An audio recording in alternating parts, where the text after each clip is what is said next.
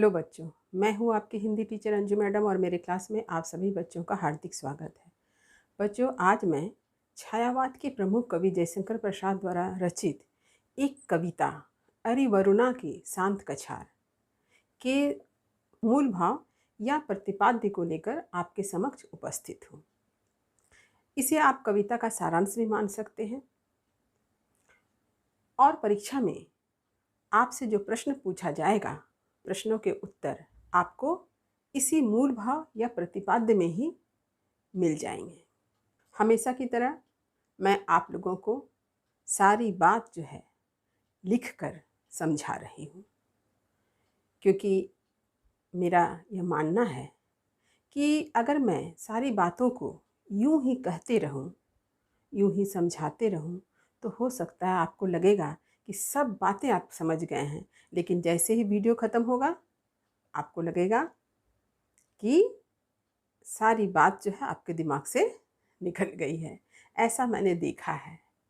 Class में भी बच्चों को पढ़ाते समय भी मैंने इस बात को महसूस किया है कि जब किसी बच्चे को आप कुछ लिखवा देते हैं तो वह चीज़ उसके पास हमेशा के लिए हो जाती है।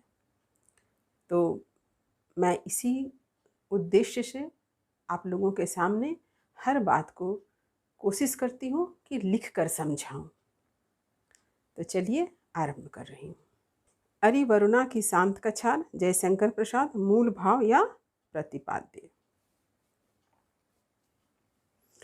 अरिवरुणा की शांत कछार कविता में कवि जयशंकर प्रसाद ने मूलगंध कूटी विहार की गौरव गाथा का वर्णन किया है। तो कहाँ का वर्णन है? मूलगंध कूटी विहार की गौरव गाथा जो है इस कविता में व्यक्त है। बौद्ध धर्म के प्रचार का प्रथम चरण सारनाथ ही है, जो वरुणा के तट पर है। तो कवि ने क्या बतलाया है कि महात्मा बुद्ध ने अपना सबसे पहला धर्म उपदेश सारनाथ में ही दिया था। इसीलिए यह क्या है?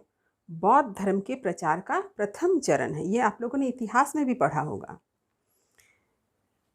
यही वरुणा नदी के तट पर सर्वप्रथम बुद्ध ने अपना उपदेश दिया था। इसलिए कवि ने इसे वैराग्य का प्यार की उपमा से विभूषित किया है।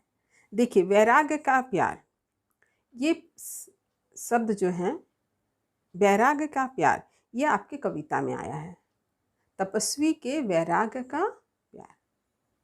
तो अगर प्रश्न आता है कि वैराग्य का प्यार क्यों कहा गया है, तो आप यहाँ पर जो बातें कही गई है उसे आप लिख सकते हैं। कवि यह कहते हैं कि वरुणा नदी का शांत कछार, तो कछार किसे कहा जाता है? नदी किनारे की तर और नीची जमीन, तर माने गीली।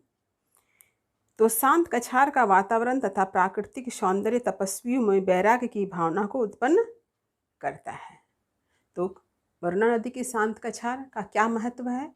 तपस्वी के मन में वैराग्य की भावना को उत्पन्न करने में सहायक है। एक समय था जब इसके आसपास जितने भी पर्णकुटी थे, वहाँ तपस्वी, साधक, सभी विद्वान जन दर्शन, ईश्वर और अध्यात्म जैसी गंभीर विषयों पर चिंतन, मनन, विचार विमर्श किया करते थे। तो एक वक्त ऐसा था कि यहाँ पर यानी वरुणा नदी के शांत किनारे पर जितने भी पर्णकुटी होते थे, वहाँ पर तपस्वी रहते थे, साधक रहते थे, और इन लोग दर्शन, ईश्वर, अध्यात्म के बारे में क्या करते थे? चर्चा करते थे। तो देखिए, तत्वशास्त्र के अंतर्गत मुख्य रूप से क्या चर्चा होती थी? आत्मा, विश्व एवं ईश्वर का अध्ययन किया जाता था। तो यहाँ चर्चा का विषय क्या होता था? आत्मा, विश्व और ईश्वर। महात्मा बुद्ध से भी इन प्रश्नों पर अक्सर उनके विचार मांगे जाते थे, परंतु बुद्ध सदैव इन प्रश्नों के उत्तर पर मौन हो जाया करते थे, क्योंकि वे अपना सारा ध्यान अपने प्रश्नों के उत्तर की ही खोज में लगाया करते थे। यहीं पर महात्मा बुद्ध को इस ज्ञान की भी प्राप्ति हुई थी, जो स्वर्ग और धरती के बीच सूची संधि अर्थात पवित्र संधि सी थी। कवि ने बतलाया है कि यहाँ पर जो विवाद होते थे, चर्चाएं होती थी, तो महात्मा बुद्ध के सामने भी बहुत सारे प्रश्न रखे जाते थे, किंतु महात्मा बुद्ध हर प्रश्न के उत्तर पे मौन ही रहते थे, क्योंकि वे अंतर्मन से कहीं न कहीं इन प्रश्नों का उत्तर को खोजा करते थे। कवि ने यह भी बतलाया है कि महात्मा बुद्ध को इस ज्ञान की प्राप्ति हुई थी, जो स्वर्ग और धरती के बीच एक सूची संधि थी, पवित्र संधि थी। तो देखिए यहाँ मैंने लिख दिया है कि स्वर्ग और धरती के बीच जो पवित्र संधि है उसका तात्पर्य क्या है। अगर प्रश्न आता है आपके परीक्षा में कि सूची संधि का क्या तात्पर्य है, तो आप यह लिखेंगे कि बुद्ध की ज्ञान प्राप्ति से है, जिसके कारण आत्मा और परमात्मा, जीव और ब्रह्म के संदर्भ में दिव्य प्रेरणा प्राप्त हुई। तो सूची संधि का अर्थ है पवित्र संधि, और इसका क्या तात्पर्य है, तो मैंने यहाँ जो लिखा है कि बुद्ध की ज्ञान प्राप्ति से है, जिसके कारण आत्मा और परमात्मा, जीव और ब्रह्म के संदर्भ में दिव्य प्रेरणा प्राप्त हुई। आप इसे लिखेंगे। वरुणा के किनारे वृक्ष समूह की छाया में बैठकर विद्वान और तपस्वी दर्शन के गहन प्रश्नों पर वाद विवाद, विचार विमर्श किया करते थे। कवि ने बतलाया है कि वरुणा नदी के शांत किनारों पर बैठकर बड़े बड़े विद्वान, तपस्वी दर्शन के गहन प्रश्नों पर वाद विवाद करते थे, विचार विमर्श करते थे। देवताओं का प्रादुर्भाव किस प्रकार हुआ और स्वर्ग से संबंधित सपनों के बारे में भी विचार विमर्श किया जाता था। तो वे किस बातों पर विचार करते थे? वे देवताओं का प्रादुर्भाव किस प्रकार हुआ, इस बारे में चर्चा करते थे, और स्वर्ग से संबंधित सपनों के बारे में भी चर्चा करते थे। यहाँ पर ऐसे प्रश्नों की चर्चा होती थी कि ईश्वर प्राप्ति बुद्धि अथवा ज्ञान से हो सकती है या प्रेम अर्थात हृदय की भावना से। अप्रत्यक्ष रूप से कवि कहते हैं कि बुद्ध ने बतलाया कि मध्यम मार्ग एक ऐसा मार्ग है जो आंखें खोल देता है, अर्थात ईश्वर से साक्षात्कार कराता है, जीवन का सत्य क्या है इससे परिचय करवाता है। कवि ने यह भी बतलाया कि वरुणा नदी के किनारे जो तपस्वी थे, साधक थे, दार्शनिक थे, वे इस बात पर भी चर्चा करते थे कि ईश्वर को पाने का रास्ता क्या है, ईश्वर को हम कैसे पा सकते हैं। बुद्धि से पा सकते हैं यानी मस्तिष्क से पा सकते हैं, या कि हृदय या प्रेम से। तो महात्मा बुद्ध ने हमें बतलाया कि ईश्वर को पाने के लिए मध्यम मार्ग को अपनाना आवश्यक है, क्योंकि यही हमारी आंखें खोलता है और जीवन के सत्य से हमारा परिचय करवाता है। कवि जयशंकर प्रसाद कहते हैं कि वरुणा नदी के शांत कछार में इतना आकर्षण है कि बुद्ध ने इस आकर्षण में बंधकर सांसारिक संबंधों यानी पिता, पत्नी, पुत्र तथा ऐश्वर्यों यानी महलों का सुख का परित्याग कर दिया। सांसारिक आकर्षण उन्हें अपने में बांध नहीं पाई। वरुणा नदी के शांत कछार के बारे में बतलाते हुए जयशंकर प्रसाद बतलाते हैं कि इसके शांत किनारों में इतना आकर्षण था कि महात्मा बुद्ध ने महलों के सुख का परित्याग कर दिया। अपने पिता शुद्धोधन, अपनी पत्नी यशोधरा, अपने पुत्र राहुल का भी परित्याग कर दिया और यहाँ आ गए तपस्या करने। उनका यह बड़ा त्याग सिर्फ इसलिए था कि वे दुख का निदान खोज सके, वे लोगों को दुख की मुक्ति का उपाय बता सके। कवि ने यह भी बतलाया है कि महात्मा बुद्ध ने जो इतना बड़ा त्याग किया, वे महल का सुख छोड़कर चले गए। ऐसा क्यों? वे दुख का कारण ढूंढना चाहते थे। दुख का कारण क्या है? दुख का निवारण कैसे किया जा सकता है?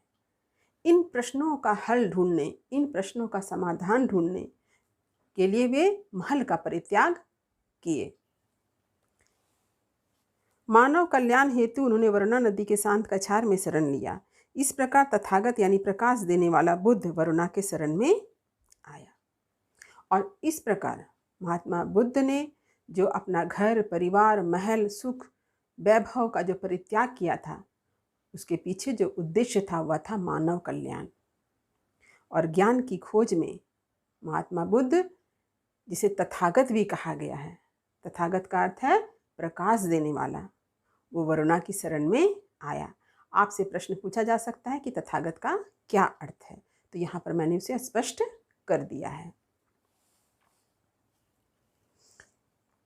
सांसारिक दुखों से मुक्ति पाने का जो मार्ग महात्मा बुद्ध ने दिखलाया वह शीतल जल के सदृश था, क्योंकि यह सांसारिक ज्वाला अर्थात दुखों को शांत करने में सक्षम था। कवि ने बतलाया है कि महात्मा बुद्ध ने जो उपदेश दिया, जो हमें शिक्षा दी, वो शीतल जल के समान है, ठंडकता प्रदान करती है। और हम जिस संसार में रह रहे हैं वहाँ जो दुख और कष्ट है वो क्या है? एक ज्वाला के समान है। तो इस ज्वाला को शांत करने में महात्मा बुद्ध का उपदेश जो था वो कारगर सिद्ध होता है। उन्होंने क्या शिक्षा दी? सत्य, अहिंसा, प्रेम की शिक्षा दी। तेजस्वी बुद्ध ने लोगों को अद्भुत प्रकाश दिया जो लोगों के जीवन में छाए अंधकार रूपी दुख अज्ञानता को दूर कर सकता था। जिस समय बौद्ध धर्म का आविर्भाव हुआ उस समय हमारे समाज में पाखंड, कर्मकांडों, धार्मिक अनुष्ठान की भरमार थी। जनता इससे पीड़ित थी। देवकर यानी देखिए यहाँ ध्यान दीजिए, देवकर यानी देवता को प्रसन्न करने के लिए चढ़ावा देना, यह समाज में प्रचलित था। परंतु बुद्ध ने पीड़ित मानवता को पुकार कर कहा कि मोक्ष की प्राप्ति पर सबका अधिकार है। सभी मोक्ष प्राप्ति कर सांसारिक बंधनों से मुक्ति पा सकते हैं। तो महात्मा बुद्ध ने जो उपदेश दिया वो तो शीतल जल के समान था ही। इसके साथ ही साथ उन्होंने लोगों को सांसारिक कष्टों, दुखों से उबारने का भी कार्य किया। जिस समय बौद्ध धर्म का आविर्भाव हुआ है उस समय हमारे समाज में बहुत सारे पाखंड, धार्मिक अनुष्ठान, कर्मकांड हुआ करते थे। लोगों से तरह तरह के चढ़ावा लिया जाता था। ये चढ़ावा क्या था? इसे देवकर कहा जाता था। देवताओं को दिया जाने वाला टैक्स, देवकर। ये क्या चढ़ावा है कि अगर आप यह चढ़ावा चढ़ाते हैं तो आपको इस दुख से छुटकारा मिल जाएगा।